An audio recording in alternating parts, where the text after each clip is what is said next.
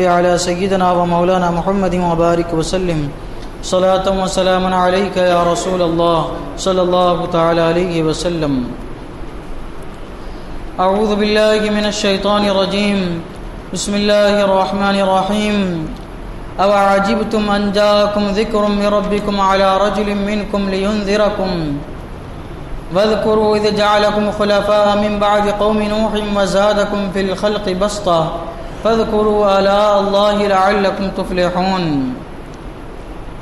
اور کیا تمہیں اس کا اچنبھا ہوا کہ تمہارے پاس تمہارے رب کی طرف سے ایک نصیحت آئی تم میں کہ ایک مرد کی معرفت کہ وہ تمہیں ڈرائے اور یاد کرو جب اس نے تمہیں قوم نوح کا جانشین کیا اور تمہارے بدن کا پھیلاؤ بڑھایا تو اللہ کی نعمتیں یاد کرو کہ کہیں تمہارا بھلا ہو.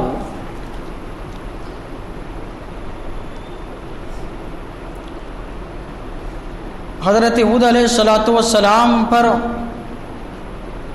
آپ کی قوم نے ایمان نہیں لایا اور چند اعتراضات انہوں نے کیے تھے.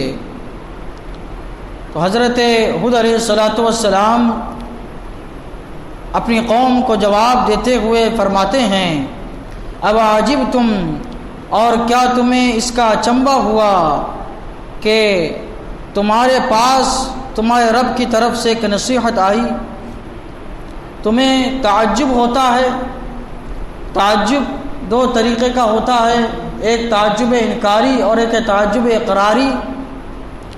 یعنی اللہ کے نیک بندے جب اللہ تبارک و تعالیٰ کی عطا کردہ قدرت سے کچھ خرق عادت عمل لوگوں کے سامنے ظاہر کرتے ہیں، وہ عمل جو لوگوں کو سمجھ سے بالا تر ہے، نبی سے جب ظاہر ہوتا ہے اس کو معجزہ کہتے ہیں، اور کسی ولی سے جب ظاہر ہوتا ہے اس کو کرامت کہتے ہیں. تو یہ جب عمل ظاہر ہوتا ہے تو اللہ کے بندے یعنی مومنین جب اس عمل کو دیکھتے ہیں تو ان کا ایمان اللہ تبارک و تعالیٰ پر اور زیادہ بڑھ جاتا ہے، مضبوط ہو جاتا ہے تعجباً.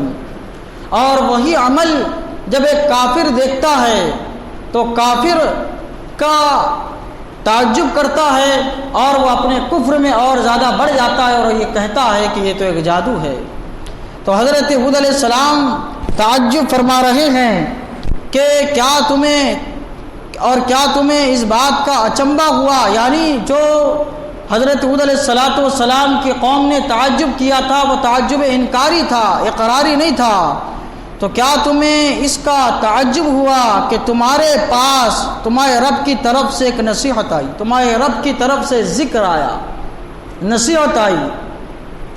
ذکر سے مراد یہاں پہ جو ہے اللہ تبارک و تعالیٰ کی وحی ہے یا اللہ تبارک و تعالیٰ کے احکامات ہے. حضرت ہود علیہ السلام فرما رہے ہیں کیا تمہیں اس بات پر تعجب ہے کہ تمہارے پاس اللہ تعالیٰ کی نصیحت آئی، اللہ تعالیٰ کی وحی آئی یا اللہ تعالیٰ کے احکام آئے، وہ بھی کس کی طرف سے آئے؟ من ربکم، تمہارے رب کی طرف سے آئے. حضرت ہود علیہ السلام نے یہ نہیں فرمایا کہ میرے رب کی طرف سے آئے، بلکہ تمہارے رب کی طرف سے آئے، کیونکہ ایک نبی پر اللہ تبارک و تعالیٰ وحی فرماتا ہے، اللہ تبارک و تعالیٰ احکامات ایک نبی پر نازل فرماتا ہے نبی پر، لیکن وہ احکامات ہوتے ہیں ان کی امت کے لیے. اس لیے حضرت ہود علیہ السلام فرما رہے ہیں کہ یہ جو ذکر میں لے کے آیا ہوں، نصیحت لے کے آیا ہوں، خبر لے کے آیا ہوں، وحی لے کے آیا ہوں، یہ میں تمہارے لیے لے کے آیا ہوں، کیونکہ میں تو ہدایت یافتہ ہوں. اللہ تبارک و تعالیٰ نے مجھے پہلے اسی ہدایت عطا فرما دی ہے. یہ جو ہدایت کا تحفہ میں تمہارے پاس لے کے آیا ہوں وہ تمہارے لیے لے کے آیا ہوں، یہ ذکر میں تمہارے لیے لے کے آیا ہوں. تمہیں اس بات کا اچنبھا ہوا کہ تمہارے پاس تمہارے رب کی طرف سے ایک نصیحت آئی تم میں کہ ایک مرد کی معرفت. ان کے اعتراضات تھے کہ نبی انسان نہیں ہونا چاہیے، نبی فرشتہ ہونا چاہیے، نبی یا تو جن ہونا چاہیے یا ہم میں سے کوئی بڑا آدمی ہونا چاہیے، امیر و کبیر بادشاہ ہونا چاہیے. حضرت ہود علیہ السلام اس کا جواب دے رہے ہیں کہ تم میں کے ایک مرد کی معرفت نصیحت آئی، یعنی کون آیا تمہارے پاس نصیحت لے کے؟ انسان آیا، اور انسان میں سے کون آیا؟ مرد آیا، اور مرد میں سے کون آیا؟ منکم، وہ آیا جو خود تمہاری قوم میں سے ہے۔ کیوں آیا نصیحت لے کے یہ؟ لینذرکم، تاکہ وہ تمہیں ڈرائے، اللہ کے عذاب سے تمہیں ڈرائے، اللہ کے غضب سے وہ تمہیں آگاہ فرمائے۔ یہ لینذرکم میں حضرت ہود علیہ السلام نے ان کے سارے اعتراضات کے جواب دے دیے۔ کیا اعتراضات تھے ان کے؟ 5 اعتراضات تھے۔ اعتراض یہ تھا کہ فرشتہ نبی ہونا چاہیے، اعتراض یہ تھا کہ جن نبی ہونا چاہیے، اعتراض یہ تھا یا تو پھر ایک عورت کیوں نہیں آئی یہ لے کے، اعتراض یہ تھا کہ پھر امیر و کبیر شخص ہمارے درمیان جو ہے یہ چیز کیوں نہیں لے کے آیا، یہ نبی بن کے کیوں ہمارے درمیان نہیں آیا۔ تو یہ ان کے اعتراضات تھے۔ تو حضرت ہود علیہ السلام ان سارے اعتراضات کا جواب اس انداز میں عطا فرما رہے ہیں کہ فرشتہ اور جن اور ایک عورت یہ نبی بن کے نہیں آ سکتے، کیونکہ یہ اپنے آپ کو چھپاتے ہیں۔ فرشتے پوشیدہ ہے، جنات یہ پوشیدہ ہے، عورت بھی پردے میں رہنے کی چیز ہے، اور جو نبوت ہے اس کے لیے ظاہر رہنا ضروری ہے، اس کو منظر عام پر آنا ضروری ہے، اس کو تبلیغ کے لیے لوگوں کے سامنے آنا ضروری ہے۔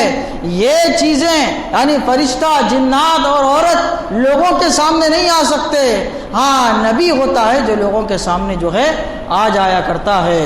تو حضرت ہود علیہ السلام نے ان کے اعتراضات کا جواب دیا، اور جب انہوں نے کہا تھا امیر و کبیر شخص ہونا چاہیے، تو اس اعتراض کا جواب یہ ہے کہ کوئی امیر اور بادشاہ اگر نبی ہوتا تو لوگ کہتے کہ یہ امیر تھا، بادشاہ تھا، اپنے دولت کی بنیاد پر، اپنے زور زبردستی کی بنیاد پر اس نے اپنے نبوت کو منوایا اور لوگوں نے اس کو نبی مان لیا تھا۔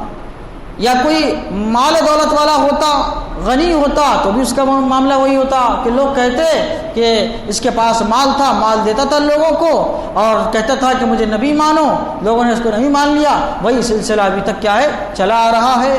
تو اللہ تبارک و تعالیٰ نے ان تمام اعتراضات کے جواب دیے اور فرمایا کہ نبی جو ہوتا ہے وہ اللہ تبارک و تعالیٰ کا منتخب کردہ ہوتا ہے، اور اللہ تبارک و تعالیٰ جس کو چنتا ہے اسی کو جو ہے نبی بنا کے لوگوں کے درمیان مبعوث فرماتا ہے۔ اور جب کسی قوم میں نبی بنا کر کسی کو بھیجا جائے تو وہ قوم بڑی شرف والی ہو جاتی ہے، عزت والی ہو جاتی ہے، اس کا مقام مرتبہ بڑھ جاتا ہے۔